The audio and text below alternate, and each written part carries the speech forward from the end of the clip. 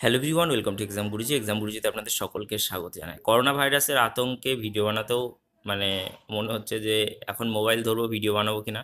যাই হোক, তবুও এটা একটা ভালো বিষয় যে আমরা অনলাইনে আপনাদেরকে কোর্স দিই। অনলাইনে কোর্স দিলে কি হবে, গ্যাদারিংটা হবে না। আপনাদের কোচিং সেন্টারে গিয়ে গ্যাদারিংটা বন্ধ করুন। আপনাদেরকে আপাতত কিছুদিনের জন্য যারা কোচিং সেন্টারে পড়েন তারা অনলাইন কোর্সগুলোই করুন, আপনাদেরকে রিকোয়েস্ট বারবার করে। এবং আপনাদের যে সমস্ত স্টাডি গ্রুপগুলো আছে সেই গ্রুপগুলোও বন্ধ করুন। মানে বন্ধ বলতে, আপনারা ধরুন গ্যাদারিং হয়ে গ্রুপ স্টাডি করেন, সেগুলো আপাতত বন্ধ করুন।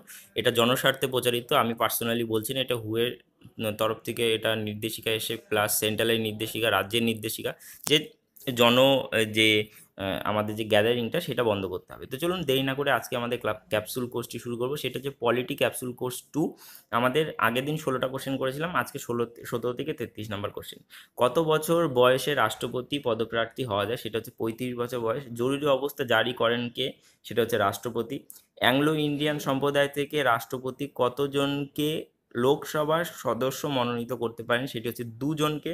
তারপরে সংবিধানে কত ধরনের জরুরি অবস্থান আছে? সেটি হচ্ছে 3 ধরনের। এখনো পর্যন্ত কতবার জরুরি অবস্থা জারি করা হয়েছে, মানে কি সেটি হচ্ছে 3বার। আর এখনো পর্যন্ত কতবার অর্থনৈতিক জরুরি অবস্থা জারি করা হয়েছে? সেটি হচ্ছে একবারও না। সংবিধানে কত ধারা মতে রাষ্ট্রপতিকে ইমপিচমেন্ট করা যায়? সেটি হচ্ছে 61 নম্বর ধারা অনুযায়ী, অর্থাৎ রাষ্ট্রপতিকে হটিয়ে দেওয়া যায়।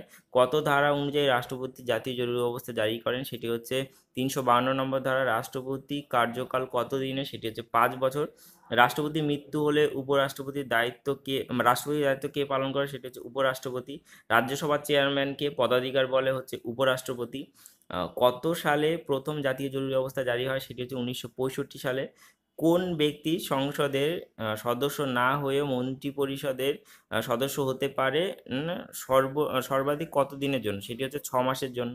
অর্থাৎ সংসদের সদস্য না হয়েও মন্ত্রিপরিষদের সদস্য হতে পারেন 6 মাসের জন্য। তার মধ্যে তাকে আহ, সে যদি তার টার্ম বাড়াতে চায় তাহলে তাকে অবশ্যই সংবিধানের নিয়ম অনুযায়ী অবশ্যই ভোটে তাকে লড়তে হবে এবং তাকে সদস্য হতে হবে এবং জিতে সদস্য হতে হবে। কোন প্রধানমন্ত্রী তার কার্যকালে কখনোই সংসদে উপস্থিত থাকেননি? সেটি হচ্ছে চৌধুরী চরণ সিং। তারপর হচ্ছে রাজ্যসভার সর্বোচ্চ সদস্য সংখ্যা কত? সেটি হচ্ছে 250 জন। রাজ্যসভার সদস্যরা কত বছরের জন্য নির্বাচিত হন? সেটি হচ্ছে 6 বছরের জন্য। কে লোকসভা ও রাজ্যসভার যৌথ অধিবেশন ডাকেন? সেটি হচ্ছে রাষ্ট্রপতি। তো আজকের জন্য আমাদের ক্যাপসুল কোর্স 2 এই পর্যন্ত। এক্সাম গুরুজি একাডেমির পক্ষ থেকে সকলকে সতর্কবার্তা, সেটা হচ্ছে সতর্ক থাকুন।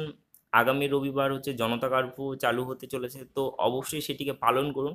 সেটার দিক থেকে একদিনে হয়তোবা করোনা ভাইরাস সেরে যাবে না, তবে অনেকের টাচ থেকে অনেকে কিন্তু মুক্তি পাবেন। যারা, যাদের মধ্যে সিমটম আছে তারা বাড়ির ভেতরেই থাকুন, তারা বাড়ির বাইরে বেরোবেন না, এবং যাদের খুব প্রয়োজন না হয় তারা বাড়ির বাইরে বেরোবেন না, ঠিক আছে? তো আজকের জন্য ভিডিও আমরা এখানেই শেষ করব। আমাদের দুটি চ্যানেল, গুরুজি মোটিভেশন এবং বিশ্বরূপম লাইভ ইউটিউব চ্যানেল, এই দুটি যদি সাবস্ক্রাইব না করে রাখেন তাহলে অবশ্যই সাবস্ক্রাইব করে রাখুন। এখন ভ্রমণ করা উচিত নয়, তবুও বলবো যে চ্যানেলটি সাবস্ক্রাইব করে রাখুন। যখন ভিডিও আসবে তখন দেখবেন এবং ভ্রমণের প্ল্যান করবেন। এবং এখন যদি ডিমোটিভেট হয়ে যান সামনে পরীক্ষা নিয়ে, তো অবশ্যই গুরুজি মোটিভেশনটি দেখুন, সেখানে আমরা মোটিভেট করার চেষ্টা করি আপনাদেরকে। তো আজকের জন্য এই পর্যন্তই। ভালো থাকবেন, সুস্থ থাকবেন, এটি বলবো। Thank you for watching this video once second, and by.